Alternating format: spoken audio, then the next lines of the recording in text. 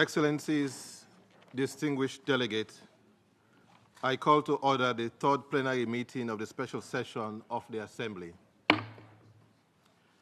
Today, we will consider Agenda Item 8, Lessons Learned from the Kampala Amendment, Ratification Procedures, and their implementation. The Kampala Amendment to the Rome Statute, incorporating inter alia Articles 15bis and 15ter, established the jurisdictional framework for the International Criminal Court to prosecute the crime of aggression. In accordance with the resolution of the Kampala Review Conference, the Court may exercise its jurisdiction with respect to crimes of aggression committed 1 year after the ratification or acceptance of the amendment by 30 state parties. This threshold was reached on 26 June 2016.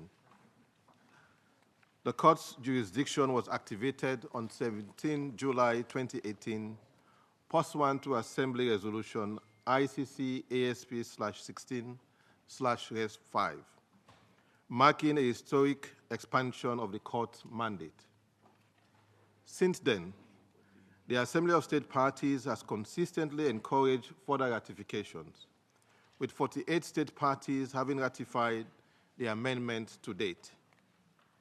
In line with the decision of the Review Conference to review the amendment 7 years after the beginning of the exercise of the Court's jurisdiction, this special session was convened pursuant to Assembly Resolution ICC ASP/23/Res 1. As indicated in the concept note, today's plenary session will provide the Assembly with an opportunity to hear from states that have ratified the amendment and incorporate them into their respective national frameworks. Additionally, it will serve as a forum for states that have not yet ratified the amendment to outline their approaches and to discuss any challenges they face in this regard.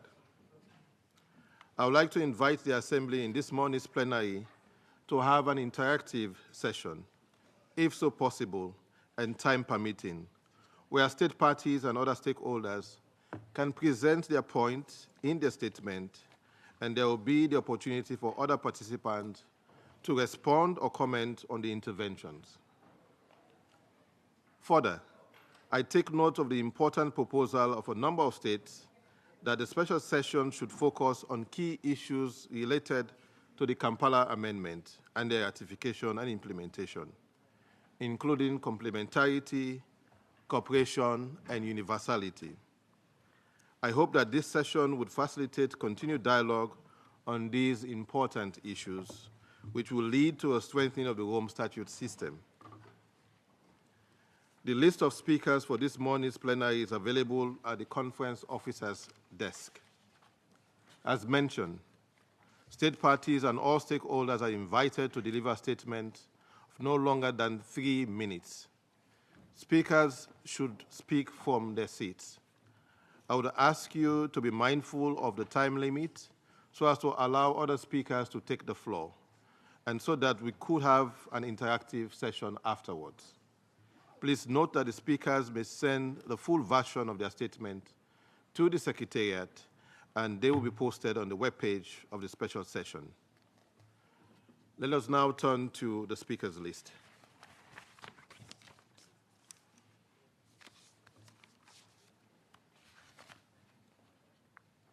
Our first speaker is the representative of Norway, Ms. Vengard Emos, Deputy Director, Ministry of Foreign Affairs. You have the floor. Thank you, Mr. Chair. We are grateful for this opportunity to discuss status and challenges in the process of ratification of the Kampala Amendments on the crime of aggression. A proposal to ratify the Kampala Amendments and to incorporate the crime of aggression into our national criminal code received wide support in a public hearing earlier this year. A parliamentary bill to this effect is now being prepared. This will pave the way for Norway's ratification, subject, of course, to Parliament's approval. Even though there's no requirement in the ICC statute to mirror international crimes in national law, this is what we have chosen to do with respect to other ICC crimes in the past, reflecting the principle of complementarity enshrined in the statute. It has been helpful for us in preparing the proposal for ratification to highlight the relationship between the United Nations and the ICC in identifying whether an act of aggression has taken place. This has served to alleviate certain public perception that the definition of the crime in the ICC statute may leave room for uncertainty. Finally, I wish to underline international and regional surveys and analysis of national legislation pertaining to how the crime of aggression has been implemented in national law has been a useful tool when considering how to transpose the Kampala Amendment into our national legal frame. Thank you, Mr. Chair. Thank you for your remarks. May I kindly remind Excellencies and distinguished delegates that we are now in the plenary session. If you could kindly come in and ensure that we have decorum to hear the speakers deliver their remarks. And I thank you so much for your kind consideration and cooperation. Our next speaker is His Excellency Mr. Dioniso Babo Soares, Ambassador and Permanent Representative of Timor-Leste. You have the floor. Thank you, Mr. President. At the outset, allow me to express my delegation's sincere appreciation for your leadership and the thoughtful manner in which you have guided our work. You have our full support as you steer these important deliberations. I was prepared to begin my statement by sharing that Timor-Leste had the honor of being the most recent state party to ratify the Kampala amendments. But as of yesterday, the distinction now belongs to the Republic of Seychelles. So we extend our warmest congratulations to Seychelles. We take the opportunity to encourage other states to join in reinforcing the integrity and universality of the Rome Statute. Mr. President, for Timor-Leste, the decision to ratify the amendment was not taken lightly.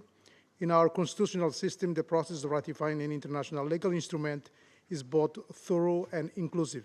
It begins with discussion and approval by the Council of Ministers. It then proceeds to the National Parliament, where treaties are carefully reviewed for their alignment with our Constitution, domestic legal framework, and national priorities. The ratification of the Kampala Amendment requires intensive legal review and close consultation with a wide range of stakeholders. We are proud to say the decision received broad political and public support, reflecting the values and aspirations of our people. Our support for the Kampala Amendment, Mr. President, stems directly from our own historical experience. As a small state that emerged from occupation and conflict, Timor-Leste knows firsthand the profound importance of international law and the rules-based international order. These are not abstract ideals for us, they are lifelines. They are the guarantees that small states like ours will not be subjected to the unchecked use of force, and that sovereignty and territorial integrity can be protected. Mr. President, while we appreciate the compromise reached in Kampala, where states parties agreed on a definition of the crime of aggression, we must be frank in acknowledging a critical shortcoming in the current framework, the limited jurisdictional regime. As it stands, the regime fails to fully protect states that have ratified the amendments from potential acts of aggression, while paradoxically exposing their leaders to persecution under the court jurisdiction.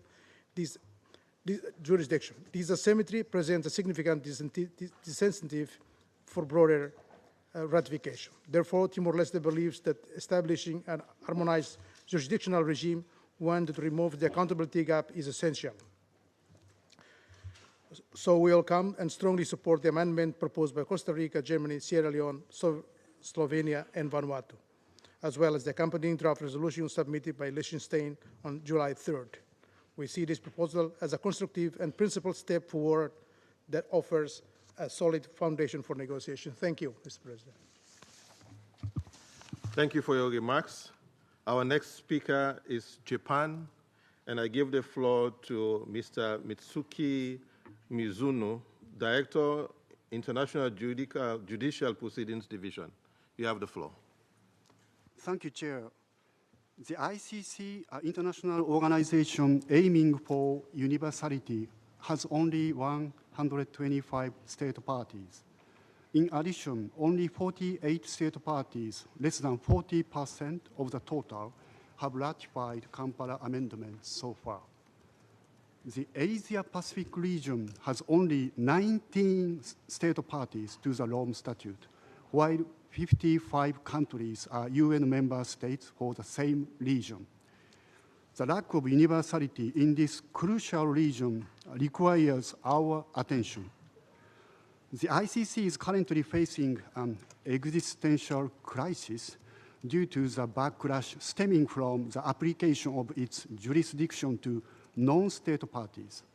Before expanding the ICC's jurisdiction over crimes of aggression, we need to redouble our efforts to promote the universalization of the Rome Statute itself. In this regard, it's necessary to analyze the reason why the ICC has fewer state parties compared to other universal international organizations, and why the ratification of the Kampala Amendment is less than 40% of the total number of state parties.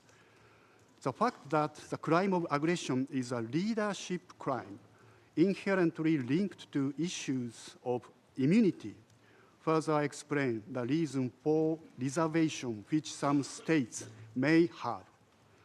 The ICC also faces non-cooperation of state parties regarding the arrest and surrender of heads of states of non-state parties.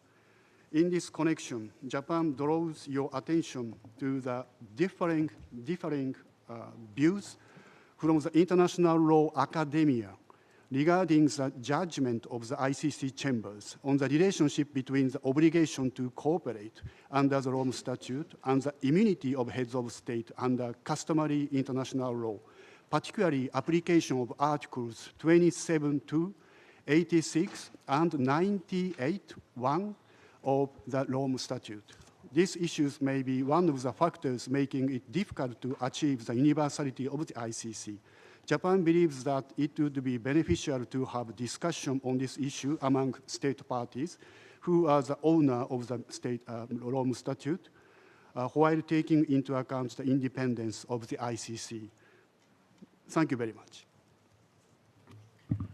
Thank you for your remarks. Our next speaker is a representative of Spain.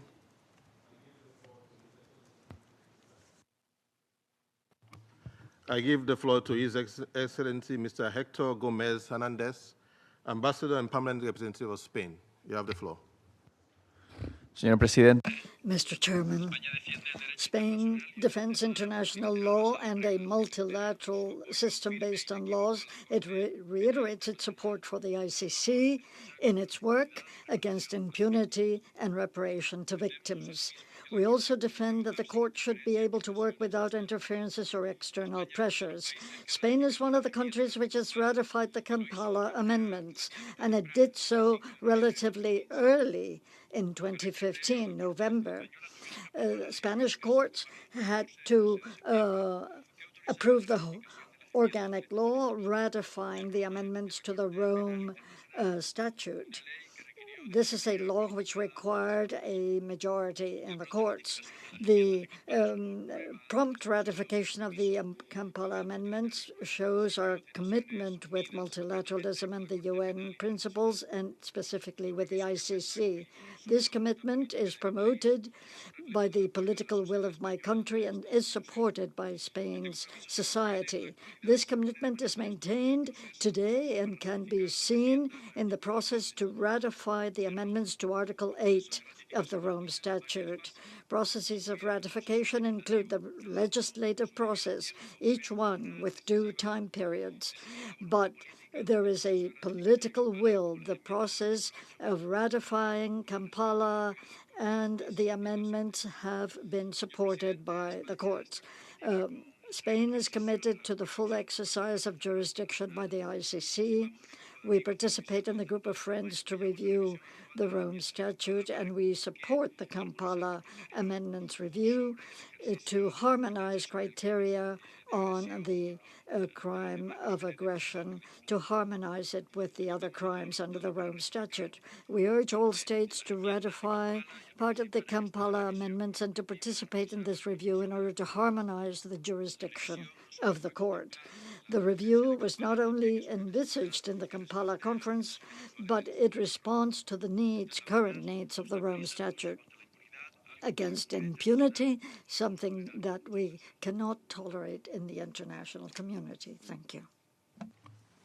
Thank you for your remarks. Our next speaker is the representative of Liechtenstein. I give the floor to His Excellency Mr. Christian Weneweza, Ambassador and Permanent Representative of Liechtenstein to the United Nations. Thank you very much, Chair. My country, Liechtenstein, was proud to be the first state to ratify the Kampala Amendments in 2012, and we were thereafter part of a campaign for the ratification of the Kampala Amendments, which resulted in the end in the possibility of the activation decision in 2017, and my comments are offered from the perspective of the experience we made. The Kampala Amendments in that campaign were generally met with active interest from many states. The relevance and urgency of strengthening accountability for the illegal use of force resonated widely and resulted in what is today, with 49 states, and we congratulate the Seychelles, the most successful set of amendments to the Rome Statute.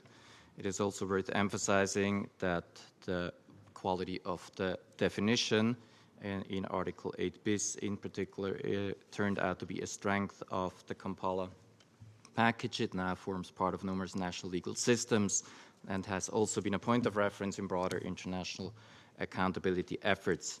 The experience that we made since the adoption of the Kampala Amendments also shows that the solution that we found on the role of the Security Council is beneficial for the independence of the court.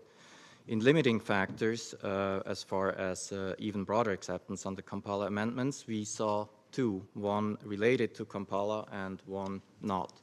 An important factor was a prolonged period of de facto disengagement with ICC in some parts of the world due to the overall perception of the court and its work, in particular in light of allegations of selectivity and double standards. The second aspect, and that is what has to do with Kampala, concerns the expectations surrounding legal protection. Small and mid-sized states in particular viewed ratification as lacking as a crucial incentive, namely robust jurisdictional safeguards that might deter or address aggression against them, and does not provide, under the current system, the legal protection they are looking for. The final lesson from our perspective is that this law is now more important than it was in '98 when we incorporated it in the Rome Statute, due to the worrisome trends with respect to the use and the threat of use of force around the globe, and that small states in particular are looking for the legal protection under the Rome Statute, and this is why we hope this session will result in the harmonization of the jurisdiction over this crime. Thank you. Thank you for your remarks. Our next speaker is the representative of the United Kingdom of Great Britain and Northern Ireland, and I give the floor to Ms. Sally Langrish, Foreign, Commonwealth and Development Office Legal Advisor. Thank you, Mr. President. I welcome this opportunity to address the Assembly on behalf of the Government of the United Kingdom. The Kampala Amendments of 2010 were the result of years of preparation and weeks of delicate negotiations. Likewise, in 2017, activation of the court's jurisdiction was achieved by consensus after long and difficult discussions. These outcomes represented a valuable compromise that enabled states parties to maintain our vital tradition of consensus while supporting and strengthening the court. We look forward to hearing from those state parties which have ratified the Kampala Amendments, including those previously opposed to doing so, and what reflections they have from that process, including any domestic issues or complications that have arisen. The UK has never had the crime of aggression on its domestic statute book. As one of the 77 states parties not to have ratified the amendments, our concerns as set out in Kampala remain largely the same. It has been the UK's long-standing position that the primary responsibility for determining whether an act of aggression has taken place lies with the UN Security Council. The UK strongly believes that, irrespective of the current problems facing the Security Council, there should be a mutually reinforcing relationship between the Council and the Court. The UK was able to compromise and join consensus in 2010 and 2017 due to the confirmation by all state parties in 2017 that amendments would come into force in accordance with the whole of Article 121, paragraph 5. This preserved the fundamental principle of international law as set out in the Vienna Convention, Article 40, that a state must consent to be bound by an amendment to a treaty to which it is party. Another key lesson learned from 2010 and 2017 and since then is that legal clarity and certainty are essential to the effective functioning of the court. Legal ambiguity creates profound problems for state parties and for the court itself. This is a lesson which we should apply to any further discussions in this session. The UK fully understands the frustrations of those who feel that the Kampala Compromise is unfinished business. But forcing change at the expense of unity among state parties is not the answer, particularly in the current context. The ICC is not a perfect tool of accountability, but we should be proud of what it has achieved so far and what it can still achieve with our collective support. We stand ready to tackle these challenges in a spirit of openness. Thank you. Thank you for your remarks. Our next speaker is the representative of France. I give the floor to Mr. Diego Colas, Director of Legal Affairs. Merci, Monsieur le Président. Thank you, sir. Sir, ladies and gentlemen, as we have been invited, France wishes to share with you the challenges we're facing when it comes to ratifying the Kampala amendments. As you are aware, France participated fully in the 2010 review conference and then in the 2017 discussions on the activation. It has not, though, ratified the Kampala amendments for two chief reasons, which are well known and which remain true. Firstly, in our understanding, the Kampala amendments contravene the United Nations Charter, in particular Article 39. Our reading of this provision is that the UN Security Council is competent to determine the existence of an act of aggression. It is a difficulty for us to ratify something which does not respect the Charter. Then, secondly, we have another difficulty with the definition being used of the crime of aggression. The 3 points I wish to make here. Firstly, this definition is not the one in Nuremberg, which referred to a war of aggression. The criminal court cannot, therefore, refer to jurisprudential precedents implementing such an incrimination. Then, this definition under international law means that some of the most difficult aspects of public international law would have to be assessed. Rules on the use of force are the subject of a particularly difficult debate. The delineation of legitimate defense, the outline of the doctrine of a humanitarian intervention, or the interpretation of Security Council resolutions authorizing the use of force. These are often very much discussed issues. Lastly, there is the responsibility of determining what constitutes a manifest violation of the Charter. This is a very general criteria, which leaves a large, perhaps too large, a margin for interpretation. Sir, we have said, and we repeat, that given these difficulties, we do not think it is possible to apply this definition of the crime of aggression to states which have distanced themselves here. And this is the difficulty of an amendment for harmonization when it comes to imposing this on those states which challenge it. We believe that the principle whereby harmonization is the only way to go forward is actually debatable. And we are willing to work in a spirit of compromise in order to try to overcome the block here. Thank you very much. Thank you for your remarks. Our next speaker is the representative of Denmark, and I give the floor to Her Excellency Ms. Vibeke Patsnak Jorgensen, Ambassador Undersecretary for Legal Affairs. Thank you, Mr. Chairperson, and thank you for this opportunity to share Denmark's recent experience with ratification of the Kampala Amendment. Denmark ratified the amendment with effect from 1st of January 2025, following a comprehensive preparatory process. The work leading to Danish ratification was part of a broader effort towards completing Danish ratification of also the other amendments adopted in Kampala and subsequent amendments to the statute. The preparatory work was undertaken by a working group composed of representatives from government agencies, law enforcement, academia, and civil society, which in June 2024 submitted a 450-page report to the government. This report contained the working group's analysis and suggestions for a full set of draft provisions for an entirely new chapter on international crimes in the Danish Criminal Code, the largest revision of the Danish Criminal Code since the 1930s. It ensures that Denmark now has a modern, up-to-date criminal code, criminalizing not only Rome Statute crimes and other treaty-based international crimes, but also certain modifications and expansions of these crimes permitted by international customary law. The changes to the criminal code garnered close to unanimous support across the Danish parliament, reflecting an increased sense of urgency in Danish society after the brutal full-scale war of aggression waged by Russia against Ukraine.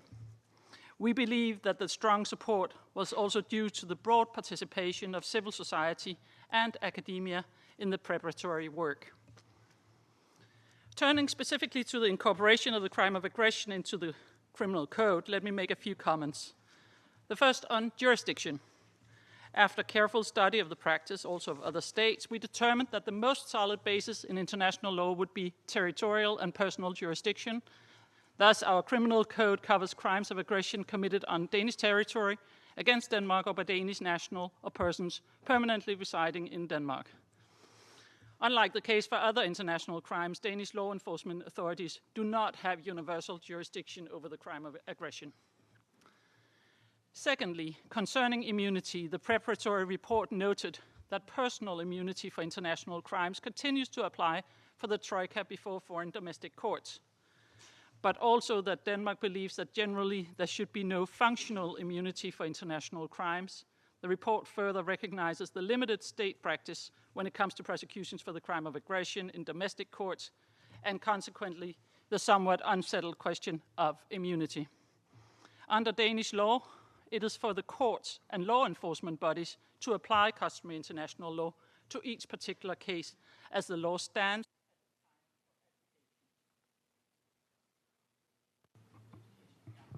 In closing, we stand ready to interact with all states that are considering ratification and wish to learn more about our ratification process.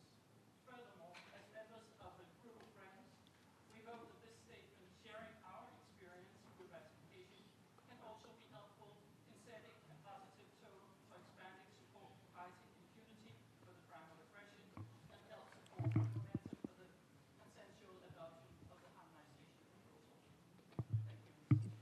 Thank you for your remarks. May I kindly remind delegates that the time slot for speaking is 3 minutes so that we can be able to hear all speakers on the list as well as stakeholders. The next speaker on my list is the representative of Latvia. I give the floor to Ms. Katrina Lasdine, Third Secretary of the International Law Division to the Ministry of Foreign Affairs of Latvia.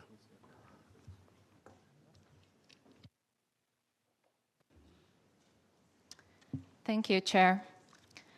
Vice President, distinguished delegates, at the outset, let me state that Latvia fully aligns with the statement delivered yesterday on behalf of the members of the Group of Friends. The Kampala amendments represent a historic milestone in international criminal law. With these amendments, the source of all crimes, the crime of aggression, was officially incorporated into the Rome Statute, as the drafters had intended from the very beginning. Indeed, the adoption and wide ratification of the Kampala amendments is a proof of the strong and shared will of states parties to end impunity for all atrocities that deeply shock the conscience of humanity. Nevertheless, we must recognize that limitations remain. While genocide, war crimes, crimes against humanity, and the crime of aggression constitute the most serious crimes of international law, the ICC currently cannot exercise its jurisdiction over the crime of aggression in cases where the aggressor is not a state party. The restrictions of the Kampala amendments are especially evident in the context of Russia's aggression against Ukraine, a manifest violation of the United Nations Charter that falls outside of the court's reach. Latvia knows this pain all too well, as Russia's predecessor, the Soviet Union, has never been held accountable for its crimes committed during and after World War II. This reality underscores the urgent need for us as states parties to revisit and strengthen the court's mandate to ensure that justice is not applied selectively, but that those responsible for aggression are held fully accountable. As a state party, Latvia has demonstrated strong and prompt commitment to the fight against impunity. We ratified the Kampala amendments in 2014, reaffirming our belief that the crime of aggression must be addressed with the same seriousness and accountability as the other core crimes under international law. We are also deeply engaged in other international accountability efforts that address the current accountability gap we encounter. It is evident that the momentum to ensure accountability for the crime of aggression is growing, and the spirit of the Kampala amendments is very much alive. All states should seize this opportunity to expand the court's mandate, sending a clear message that the mother of all crimes will never go unpunished. Latvia stands ready to work constructively with all stakeholders during the special session towards a consensus-based outcome that reinforces the international criminal justice system. I thank you. Thank you for your remarks. The next speaker is the representative of Canada, and I give the floor to Ms. Teresa Coquet, Deputy Director, Global Affairs. Thank you, Mr. Vice President. Canada very much appreciated the opportunity to hear from many delegations on their perspectives and experiences yesterday. The diverse range of views expressed in the general debate clearly demonstrates the need for additional time and dialogue.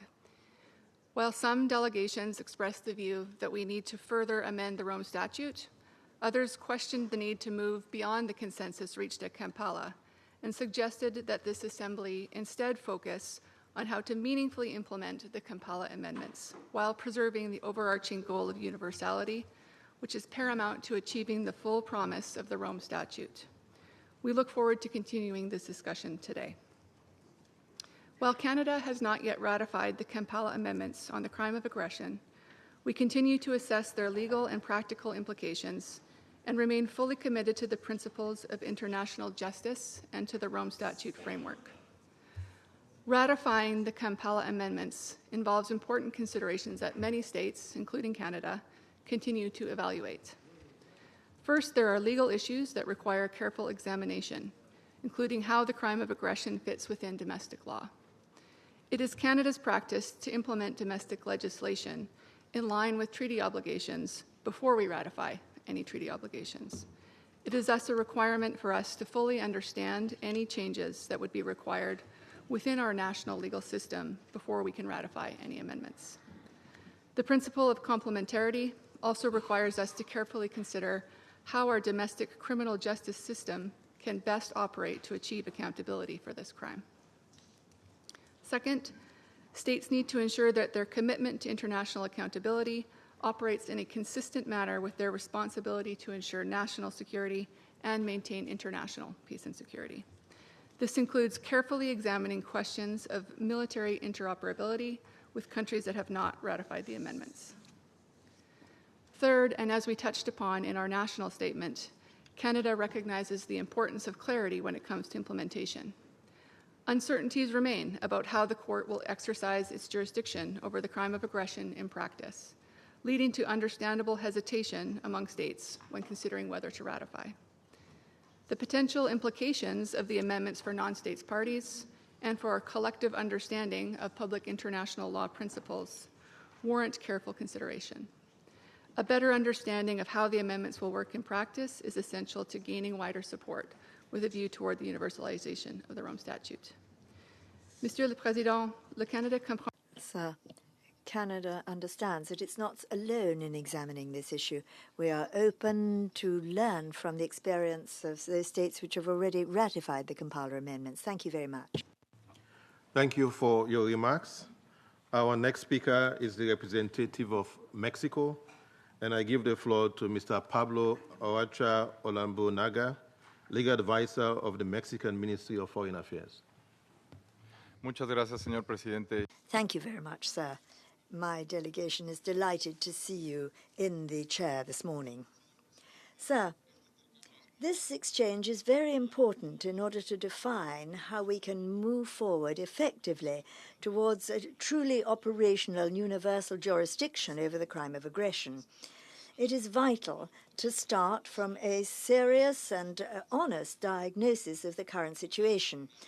More than a decade after their adoption, the amendments on the crime of aggression have garnered few ratifications, and this reflects the fact that the current system does not fully meet the needs of states parties. Neither does it generate clear incentives for them to adhere thereto.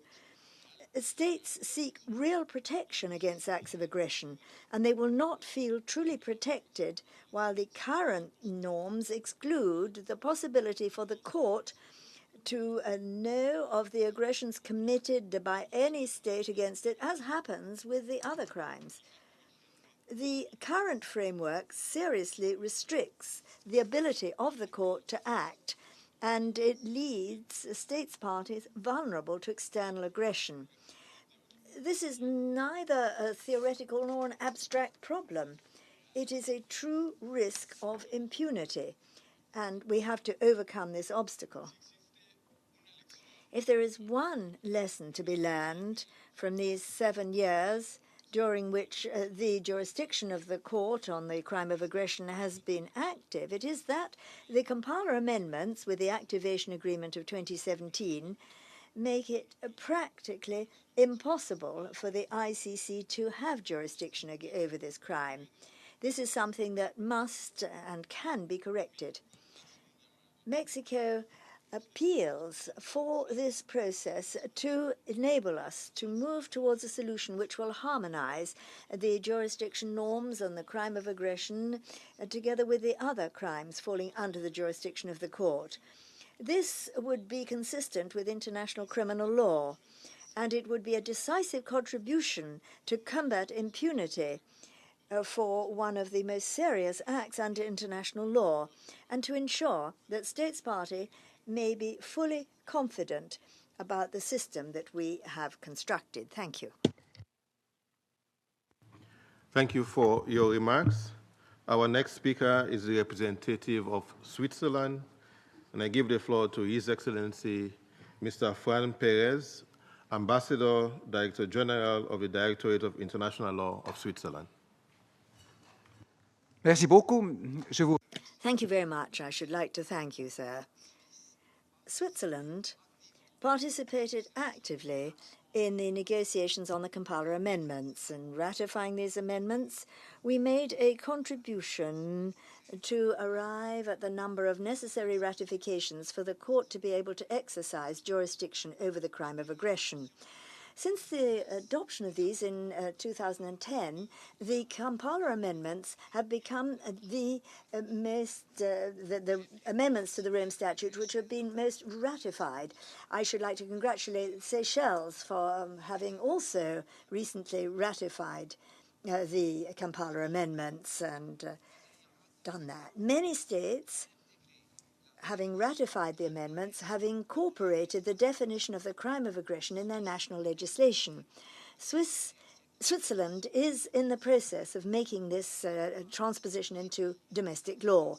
This positive trend and the growing acceptance under both international and national law bears witness to the success of the definition of the crime of aggression adopted under Article 8 bis and the political support for accountability for crimes of aggression. I think that this is the first lesson, a first lesson that we can draw.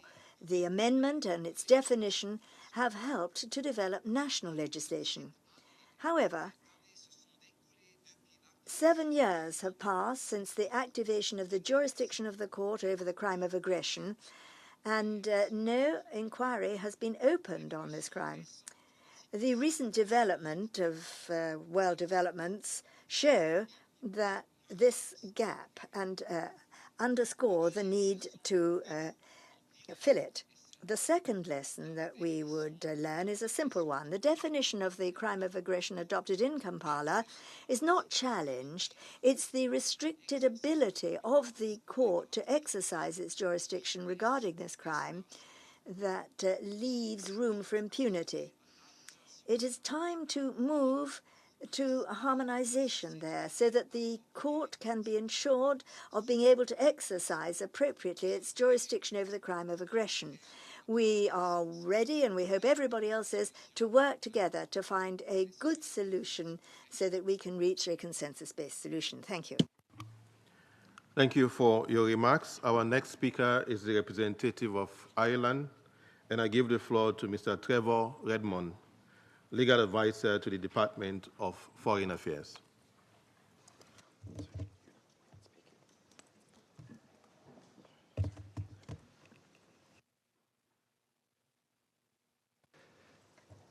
My apologies, Chair. We had subscribed on the speakers list but had requested to be removed, so I'd be grateful if you could pass to the next speaker. Thank you, Chair. Thank you so much. Our next speaker is the representative of Australia, and I give the floor to Ms. Mary Charlotte McKinnon, Assistant Secretary, International Law Branch, Australian Government Department of Foreign Affairs and Trade.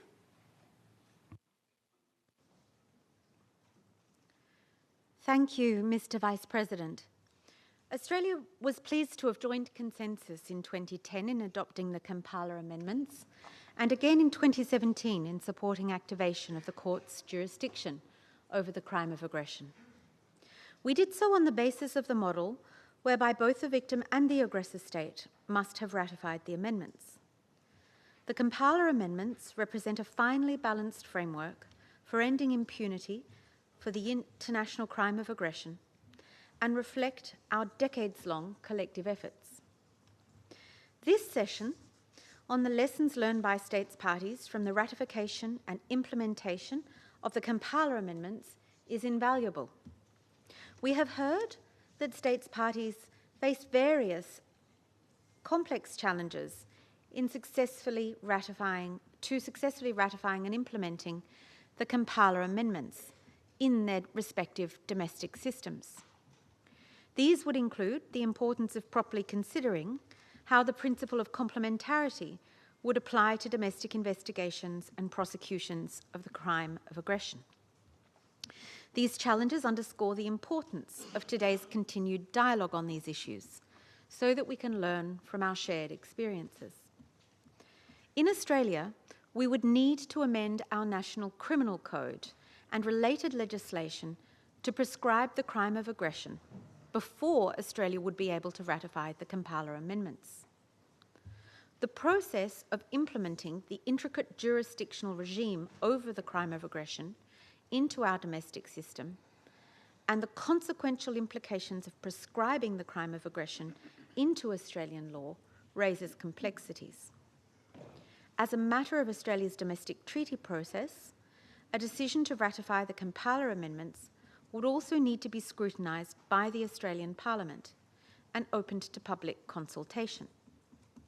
Presently, ambiguity surrounding the proposed interaction between the Kampala Amendments and the amendments proposed by some states at this session gives rise to legal uncertainty. Mr. Vice President, with the benefit of our collective experiences and insights shared today and in the future, states parties will be better informed on how to overcome the complex issues associated with ratification and implementation of the Kampala Amendments. Thank you, Mr. Vice President. Thank you for your remarks. Our next speaker is the representative of Nigeria, and I give the floor to His Excellency Ambassador Obiama Nezuzi, Deputy Director, International Organizations Department, Ministry of Foreign Affairs. Thank you very much, Mr. President, for yielding the floor to our delegation. 15 years ago, Nigeria joined the global community, including state parties, at the review conference in Kampala, and contributed to the consultations and engagements that produced the Kampala amendments. Despite being part of the process and its outcome, Nigeria has not yet ratified the Kampala amendments. We will not delve into the ramifications for this course of action, lest we undermine a major significant outcome of the review conference, which was the adoption of a comprehensive definition for the crime of aggression. This outcome, thankfully, remains a consequential fulfillment of the requirement of Article 5, Paragraph 2 of the Rome Statute. Mr. President, Nigeria views the principle of complementarity as an imperative to preserve the primary role of domestic courts while providing a safety net against impunity, which is central to the Rome Statute. The International Criminal Court is expected to only exercise jurisdiction when national authorities are unwilling or unable to genuinely investigate and prosecute international egregious crimes. We consider the jurisdictional framework inserted in Article 15 of the Kampala Amendments as creating a fundamental disincentive for ratification. The prevailing interpretation is that for the court to act, both the aggressor and the victim state must have ratified the aggression amendments. This distinct jurisdiction regime from those applicable to the other core crimes of genocide, war crimes, and crime against humanity established in the Rome Statute, in our view, creates an unbalanced risk.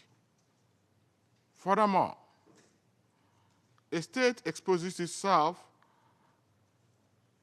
to its own leadership to potential prosecution by ratifying the amendments if it were to commit an act of aggression against another state that has also ratified.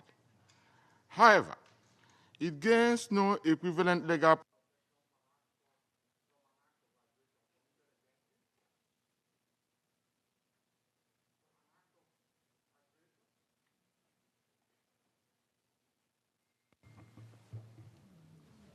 I thank the representative of Nigeria for your remarks. Distinguished colleagues, again, a kind reminder that the speaking time is 3 minutes, and the long statement could be submitted for publication in the webpage. I thank you for your kind consideration. Our next speaker on the list is the representative of New Zealand, and I give the floor to Her Excellency Ms. Caroline Shulwanga, Permanent Representative of New Zealand to the United Nations. President, as the first and only permanent international criminal court, New Zealand considers the court to play a critical role in investigating allegations of serious international crimes and ending impunity for such crimes. The significance of enabling the court to hold political and military leaders accountable for initiating and engaging in an act of aggression cannot be understated. At the same time, under the Rome Statute system, the International Criminal Court is a court of last resort, with national courts having primary responsibility for prosecuting international crimes within the ICC's jurisdiction. Accountability must be pursued at a range of levels, including at the domestic level, and in a way that is responsive to the particular country context. Both the international community and the court have a role to play in helping build national and regional capacities. New Zealand is not able to ratify the crime of aggression amendments without first implementing legislation in place. New Zealand's treaty processes require parliamentary treaty examination and the enactment of any necessary implementing legislation before New Zealand can become bound by a multilateral treaty or amendment. This would involve amendments to domestic legislation. The amendments involve complex policy decisions about how the crime would be implemented in New Zealand legislation, including the need to consider complementarity between the international and domestic levels. Given the need for further consideration of domestic implementation options, New Zealand's decision of whether to ratify the Kampala amendments remains under periodic review. Thank you, President. Thank you for your remarks. Our next speaker is a representative of the Republic of Korea, and I give the floor to Ms. Hyun-Seng Lee, Director, Treaties Division, Ministry of Foreign Affairs. Thank you. Thank you for giving me the floor. It is 15 years since the Kampala Amendment was adopted, and its ratification rate is below 40%. This implies the challenges and concerns that a number of states parties might be facing domestically or externally. As may be the same for most other states, crime of aggression is regarded as a topic which has significant political and legal implications in Korea. The unique security environment and its diplomatic and political complexities demands conservative approach domestically. For one thing, we don't have existing domestic legislation governing the crime of aggression yet. At the same time, the definition of crime of aggression under Kampala Amendment is considered comprehensive, open to many possibilities that are also linked to national defense policy. Lack of confirmed practice in the interpretation and implementation of the crime of aggression, as well as diverse views among states, adds further complexities when explaining it to our own national stakeholders. This is why my delegation appreciates views expressed by other states parties on their own experiences. We would like to keep listening to the states parties that already ratified the amendment and see how they went through domestic process and reach convergence among stakeholders. We are also open to the valuable views of those states that haven't ratified the amendment yet.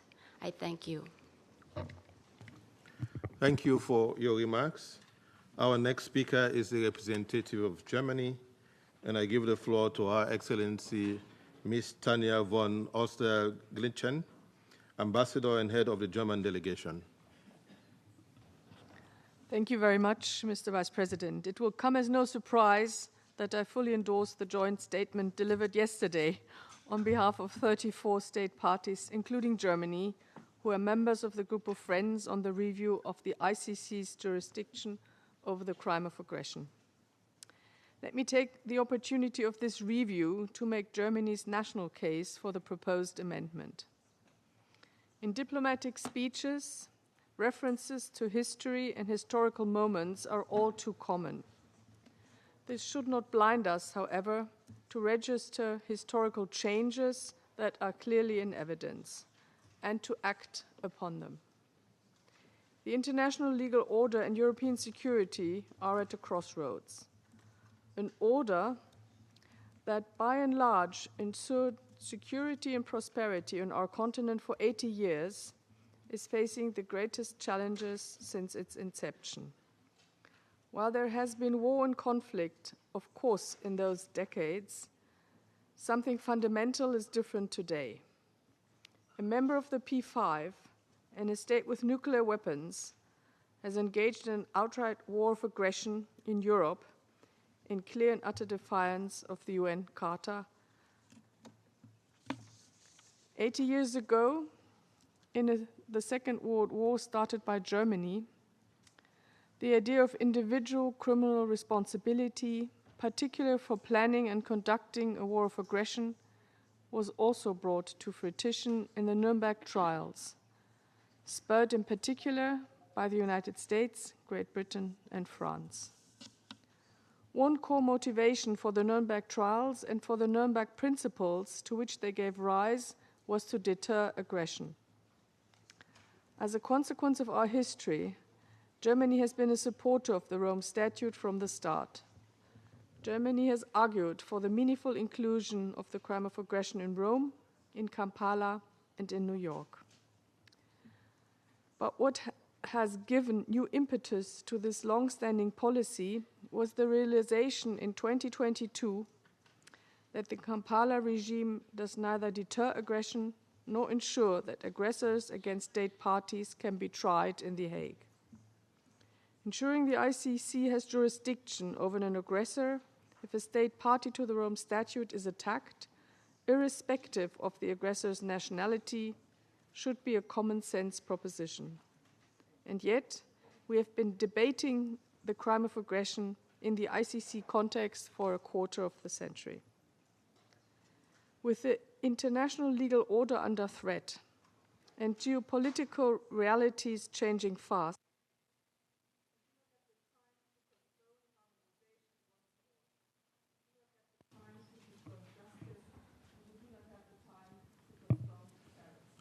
Thank you for your remarks. Our next speaker is the representative of Argentina, and I give the floor to Mr. Martin Mariano, legal advisor of the Permanent Mission of Argentina to the United Nations. Gracias. Thank you, sir.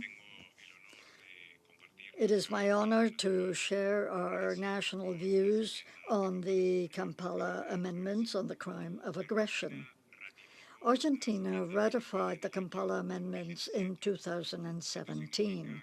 This means that the process of study, legislative approval, and ratification took 7 years in the case of our country. Taking into account the constitutional requirements in Argentina and taking into account the complexity of the aggression amendment adopted in Kampala, this was a relatively short process. What facilitated ratification of the Kampala amendments for our country was the fact that when Kampala took place, Argentina already had a national law to implement the Rome Statute.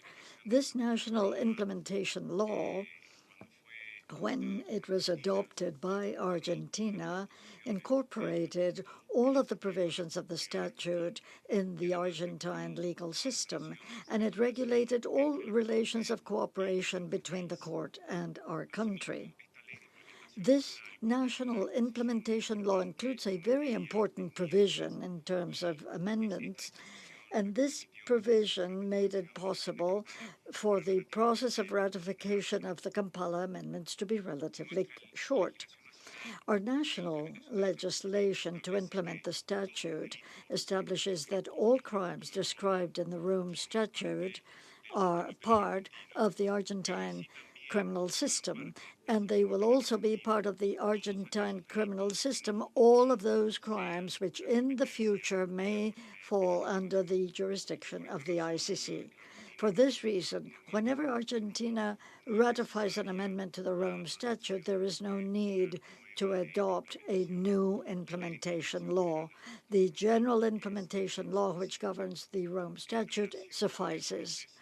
With regard to the process of the study and ratification of the Kampala amendments, what Argentina did was after 2010, when the amendments was adopted, we studied the amendments within our National Commission for International Humanitarian Law. In that National Commission, we created a working group to study the amendments. This working group issued a report which was submitted to all relevant processes. The amendment was approved and it was ratified by the executive. Thank you. For your remarks. I shall now deliver remarks in my national capacity as the Ambassador and Permanent Representative of Sierra Leone to the United Nations. Excellencies, distinguished delegates, dear colleagues, Sierra Leone welcomes this timely opportunity to reflect on the lessons learned since the Kampala Review Conference. The adoption of the Kampala Amendment was undeniably a historic milestone. Yet, nearly 15 years on, the limitations of the current jurisdictional regime for the crime of aggression remain a matter of serious concern.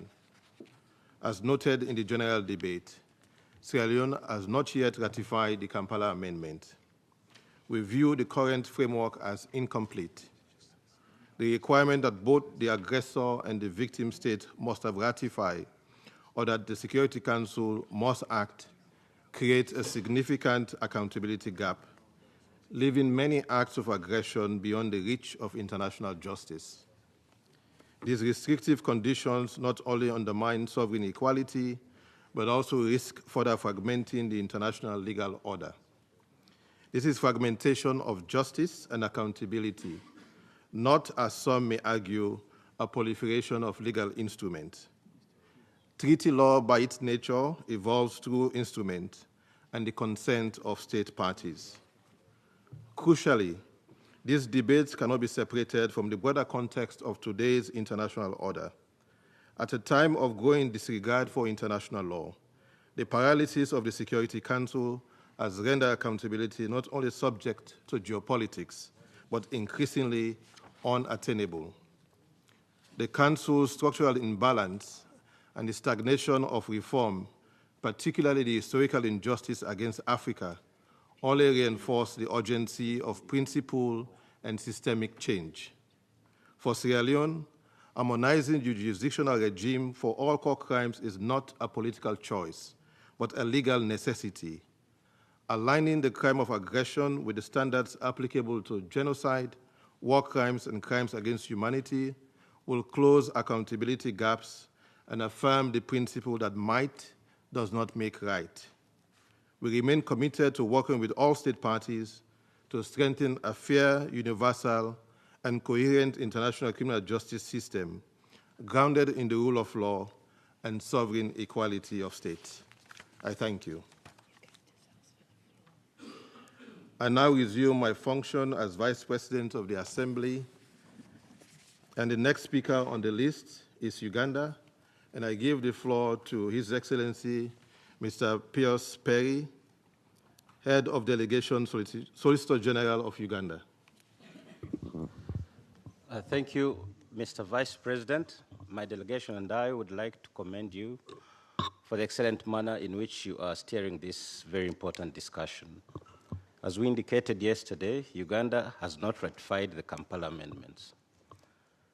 Mr. Vice President, right from the beginning, including at the opening of the Kampala Review Conference, Uganda made it clear that the subject matter of the crime of aggression was a complicated one, specifically because of its relationship with certain related aspects of international law important to individual nation states, that is the right to self-defense and the customary international law immunities. Our position has not changed. Further, as we indicated in our national statement yesterday, the reality is that only 49 states out of 125 have ratified the amendments 15 years after Kampala. This to us can only be explained by most state parties' misgivings about the Kampala amendments themselves and validates the cautious approach that we urged at the very beginning of the review conference. Again, to us, this is the most important lesson to share. We take this opportunity, therefore, to reiterate our position that the proposed amendments, which, as it were, seek to conscript states parties that have not ratified the Kampala amendments, such as Uganda, are unacceptable and would not serve the case of unity among states parties. In their present form, as Annex 1 to the draft resolution, they are contrary to the relevant principles of international law and would urge the Assembly to give deserved thought to this dimension and the implications thereof. Mr. Vice President, in conclusion, I would like to place on the record our considered view that the necessary consensus around this issue, including on the existing amendments themselves, has not been generated, and therefore the only rational outcome of this special session would be a call for further contemplation of the concerns that have so far impeded the realization of meaningful ratifications and for further dialogue. I thank you. Thank you for your remarks. We have now concluded the statement by state parties' representatives. I thank all speakers for their statement. We will now hear statement by observer state pursuant to Rule 92 of the Rules of Procedure of the Assembly. And kindly be reminded of the time limit of 3 minutes. We will start with a statement by the United States of America, and I give the floor to Mr. Reed Robinstein, Legal Advisor, United States Department of State. Thank you, and good morning, Mr. Vice President.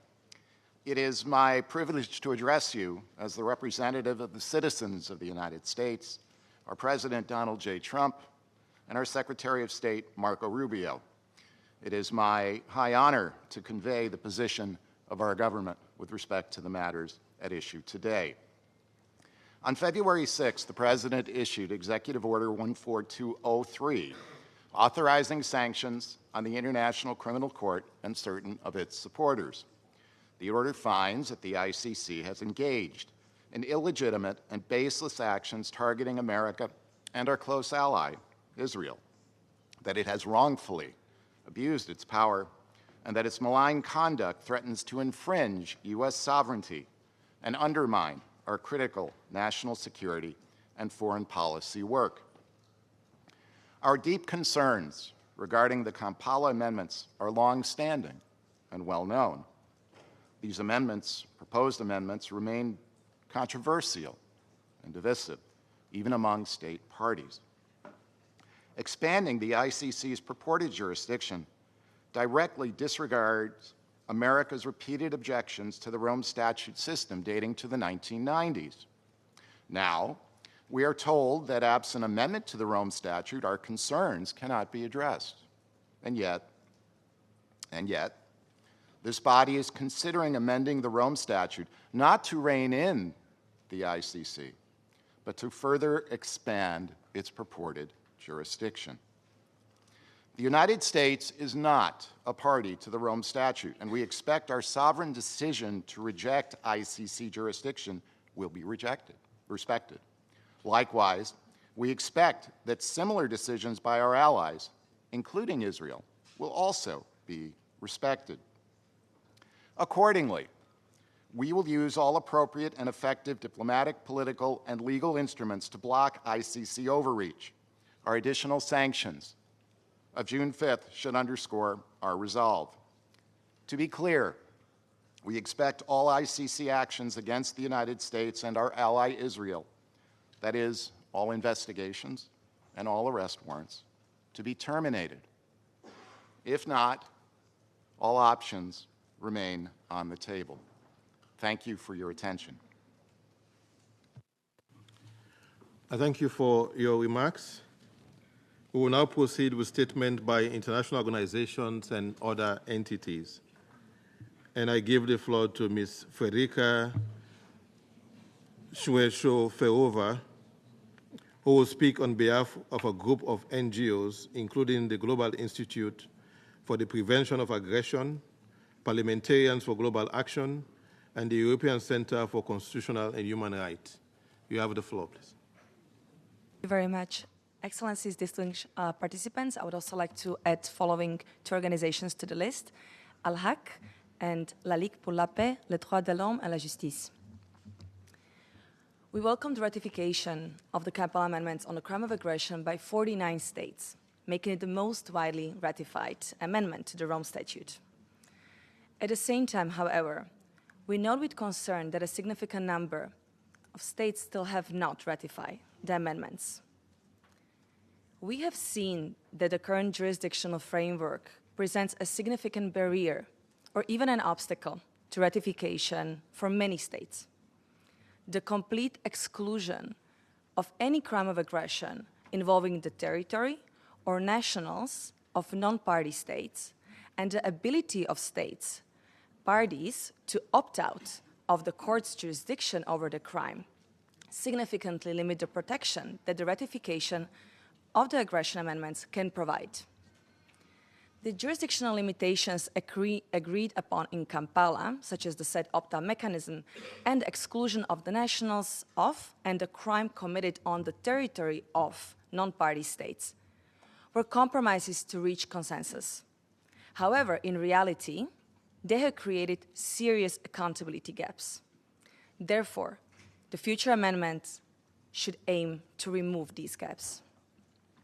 Such gaps undermine the principle of equality before the law, equal access to justice for victims, while weakening the deterrent effect of the court. Consequently, states that ratify the amendments are compelled to pursue accountability for the crime of aggression through alternative mechanisms, such as a special tribunal, which falls outside the Rome Statute framework.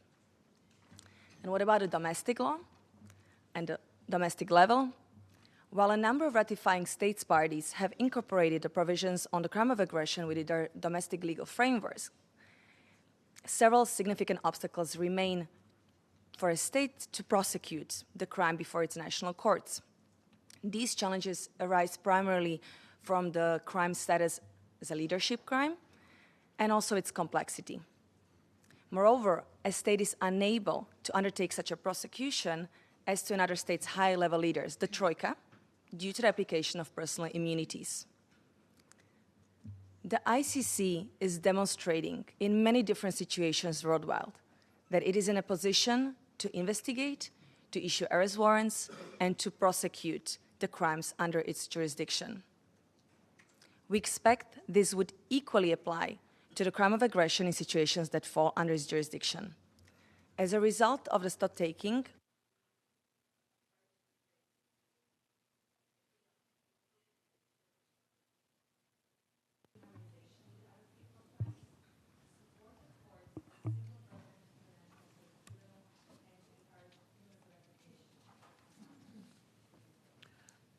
I thank you for your statement. I give the floor to Ms. Evelyn Akuma, Executive Director to the African Legal Aid. Thank you very much, Mr. Chair. Africa Legal Aid, AFLA, expresses its sincere gratitude for the leadership many African states parties to the ICC have shown in solidifying their stance on a crime of aggression regime devoid of inequity and double standards. In October 2024 and May 2025, AFLA held retreats in Johannesburg and Accra for African states parties on the review of the Kampala amendments on the crime of aggression. Some states helped bring the conversation to a global audience with ministerial presentations at an ASP side event in The Hague in December 2024. AFLA has been able to engage all 33 African states parties to the ICC, with 30 of them having participated in the events. During this special session, African states parties are once again positioned to stand in solidarity for a fairer, more effective, and universally legitimate crime of aggression regime. 27 years since the crime of aggression entered the Rome Statute, and 15 years since the Kampala Review Conference, there are still arguments aimed at entrenching the status quo, arguments that risk indefinitely suspending the prosecution of the crime of aggression.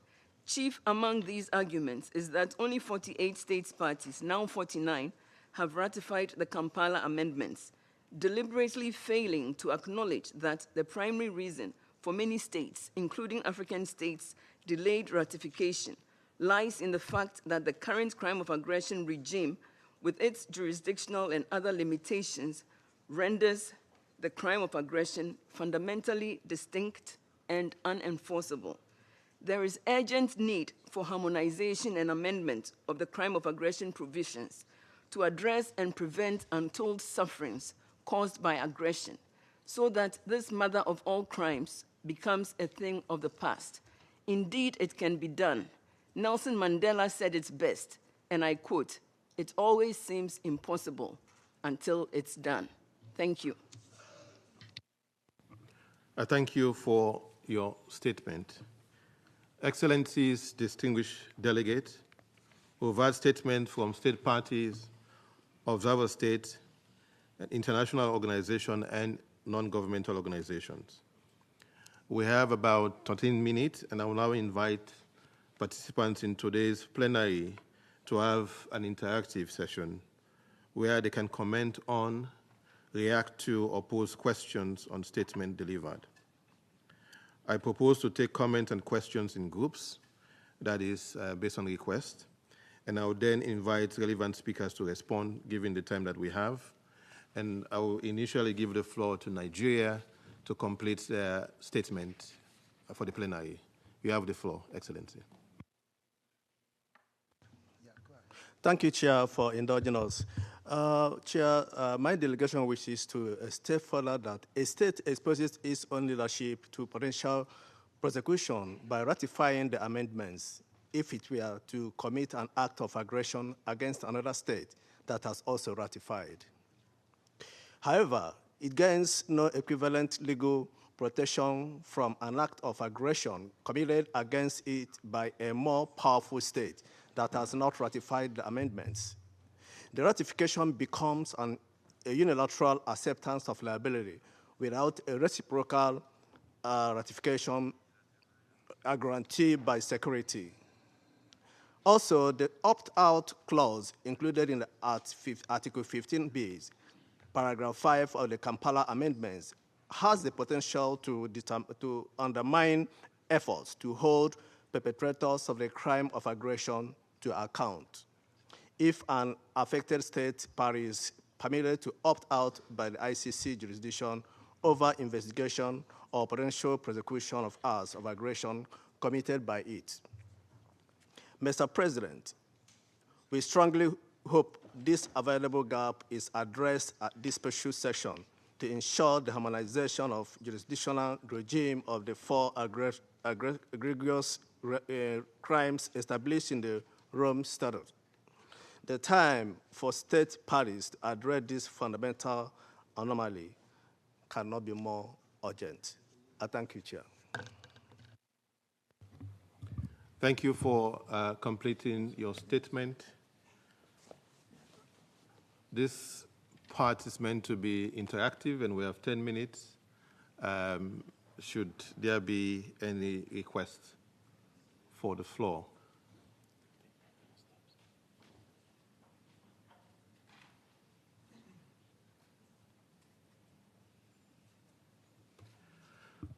I see no request for the floor, so perhaps there is a request for early coffee before the next important part of our work.